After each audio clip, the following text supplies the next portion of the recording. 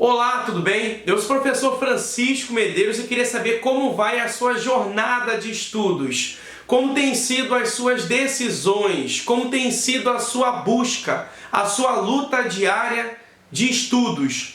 Nunca esquecer, hein? É preciso sair da inércia. Segundo passo, saiu da inércia, você vai tomar decisão, você vai tomar atitudes e não esquecer. Quando nós tomamos ações, também acontecem reações. Na realidade, como você já deve perceber, eu estou falando das leis de Newton e hoje eu quero me preocupar com algumas, não todas, mas algumas das suas aplicações. Veja bem, olha para cá. Pensou em primeira lei, é a lei da inércia. Se um corpo estiver em repouso, ele tende a ficar perpetuamente em repouso, ou se a ele for dado movimento, ele tende a permanecer em movimento perpetuamente, ou seja, com velocidade constante. Em outras palavras, se eu colocasse uma pedra apoiada sobre uma superfície horizontal, ela está em repouso. A pedra tende a ficar perpetuamente em repouso. Agora, se essa mesma pedra fosse colocada no espaço e tivesse sido arremessada pelo espaço, provavelmente ela iria se mover perpetuamente com velocidade constante. Ela não ia conseguir mudar a sua condição de inércia. Se ela estiver parada, ela tende a se manter em inércia parada. Se ela for colocada em movimento, ela tende a se manter com velocidade constante por inércia. Ela não muda a sua própria situação. Se eu penso na segunda lei de Newton, Fr é igual a m vezes A. Força resultante em Newton é igual a massa em quilogramas vezes aceleração em metros por segundo ao quadrado. Essa caneta é um objeto inerte, ela está parada. No entanto, se eu aplicar uma força sobre essa massa, ela sofre uma aceleração. Se eu aplico uma força no objeto, é capaz desse objeto sofrer uma aceleração. É lógico, se eu aplicar força numa parede, dificilmente eu vou tirar a parede do lugar. Aí, na verdade, a gente pensa na terceira lei de Newton. Se eu aplico uma força na parede, eu produzo uma ação. E a parede devolve na minha mão uma reação. Na realidade, eu estou supondo a você que está assistindo o vídeo a ideia de uma força de contato. Se eu aplicar a minha mão nesse quadro, o contato produz uma reação normal contra a minha própria mão. Se eu ficar parado diante dessa câmera durante muito tempo, eu aplico a força-peso para baixo, lembrando que força-peso é a massa do objeto, nesse caso sou eu, vezes G, que é a gravidade local. Gravidade na Terra pode ser 9,8 metros por segundo ao quadrado, ou principalmente pode colocar como tem acontecido recentemente, G, a gravidade pode valer 10 metros por segundo ao quadrado. Então, quanto maior a massa, maior força-peso. Quanto maior a gravidade de um planeta, maior força-peso para baixo. Se eu aplico a força-peso para baixo, haverá uma força de contato, a reação normal do solo contra os meus pés. Você que está assistindo o vídeo sentado em uma cadeira, em uma poltrona, você aplica a sua força-peso para baixo e a cadeira, a cama, o objeto em que você está sentado, vai produzir uma reação normal contra você. Se você assistir o vídeo em pé, os seus pés receberão a força contato com sentido, na verdade, oposto à força aplicada. A ideia de força-contato tem essa relação. Se eu der um soco no quadro, a reação vem do quadro contra a minha mão. Se eu der um soco no chão, a reação normal oposta é para cima. Se eu aplicar uma força no teto, a reação normal vai ser para baixo. Porque a terceira lei sempre propõe que a força de reação tem o mesmo módulo, a mesma intensidade. Quanto maior o impacto, maior a resposta do impacto, tem a mesma direção e o sentido oposto, sentido contrário à força que eu apliquei. Agora, é lógico que se eu vou pensar na força-peso, eu tenho que lembrar que existem outros elementos. Por exemplo, eu posso empurrar empurrar uma caixa e produzir na caixa uma aceleração. Agora, se eu vou empurrar uma caixa, eu aplico um contato e recebo um contato contrário. Mas eu posso usar uma corda arrastando uma caixa na direção horizontal. A gente chama isso de força de tração, a letra T. Muitas vezes aparece como força de tração nas provas, força tensora. São cabos, fios que fazem essa conexão entre eu que aplico a força e a caixa que eu quero puxar. Agora, é claro, eu posso puxar uma caixa na direção vertical, mas eu também posso puxar uma caixa na direção vertical. E toda vez que eu vou pensar no objeto sendo puxado verticalmente falando, eu posso pensar no elevador. Eu posso utilizar um fio e esse fio eu posso, portanto, manipulá-lo na vertical. Se eu aplicar uma força para cima, eu vou vencer. Se eu aplicar uma força para cima um pouco fraca, o objeto vai cair. Qual é a ideia, portanto, do elevador? A força tensora sempre atua para cima e a força peso sempre atua para baixo. Se o elevador sobe, a gente subtrai a força T, que atua para cima, menos a força peso, que atua para baixo.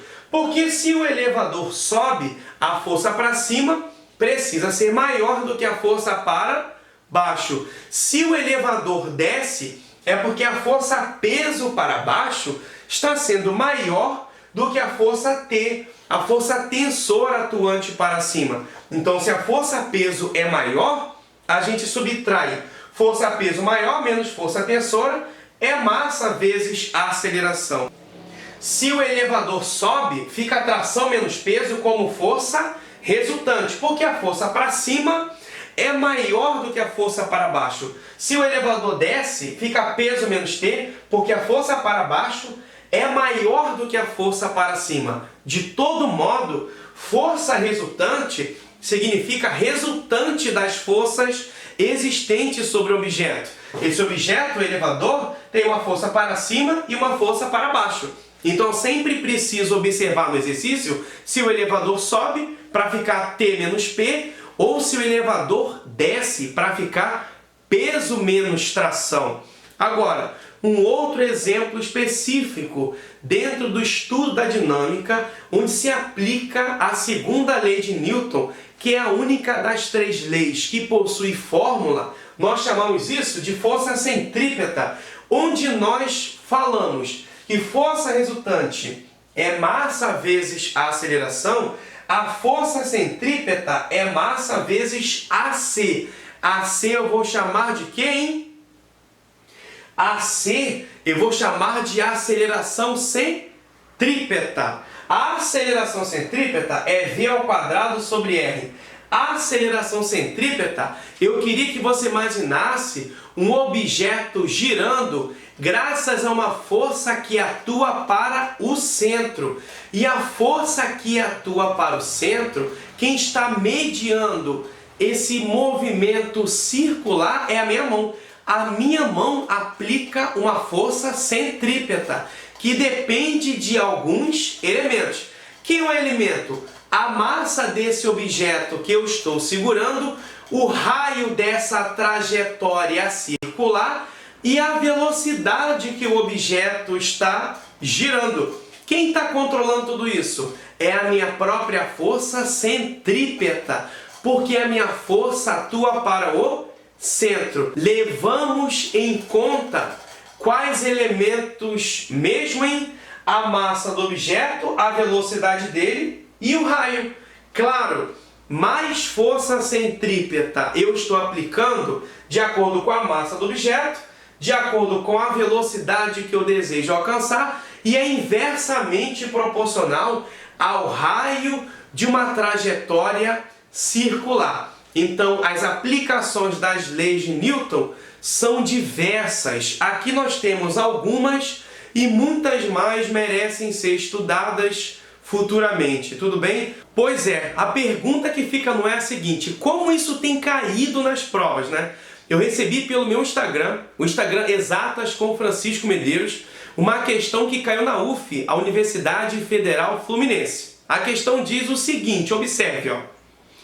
O elevador de passageiros começou a ser utilizado em meados do século XIX, favorecendo o redesenho arquitetônico das grandes cidades e modificando os hábitos de moradia.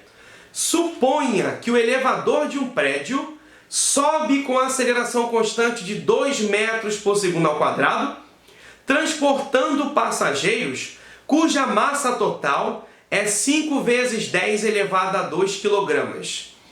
Durante esse movimento de subida, o piso do elevador fica submetido a uma força D, dado a aceleração da gravidade igual a 10 metros por segundo ao quadrado. Letra A, 5,0 vezes 10 elevado a 2 newtons. Letra B, 1,5 vezes 10 a terceira newtons.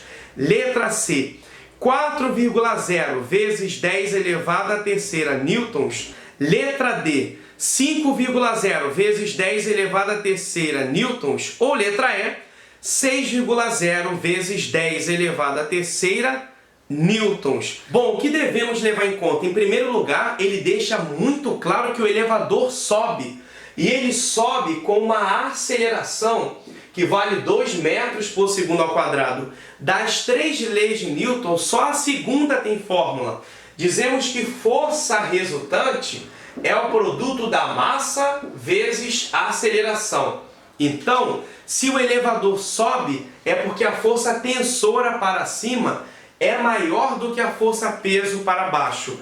A força tensora para cima menos o peso para baixo é massa vezes a aceleração. Qual é a força atuante para cima? Aí eu não sei. A força peso, nesse caso, já que a gente faz essa observação, a força peso é massa vezes gravidade, que é igual a massa vezes a aceleração. A força T atuante para cima, eu ainda não sei, mas menos mg, por outro lado, vai se tornar positiva e eu somo mg mais ma. Levando em conta substituições, nós já sabemos que a força peso, que é massa vezes gravidade, depende da massa, que ele disse que é igual a 5 vezes 10 elevado a 2, vezes g, que é a gravidade 10, m é a massa, que é 5 vezes 10 elevado a 2, vezes a, que é a aceleração, que vale 2. Então, de cara, nós já sabemos que teremos 5 vezes 10, 50 vezes 10 elevado a 2, mais 5 vezes 2, 10 vezes 10 elevado a 2. O que de cara nós já sabemos que teríamos aqui 50 vezes 10 elevado a 2, isso vira 5.000, mais, com mais duas casas, 1.000. 5.000 mais 1.000, nós teríamos, portanto, 6.000. E 6.000, se estivermos pensando em notação científica, teremos 6 vezes 10 elevado a 3 newtons. 6 vezes 10 elevado a 3, ou 6,0 vezes 10 elevado a 3. Qual seria a alternativa?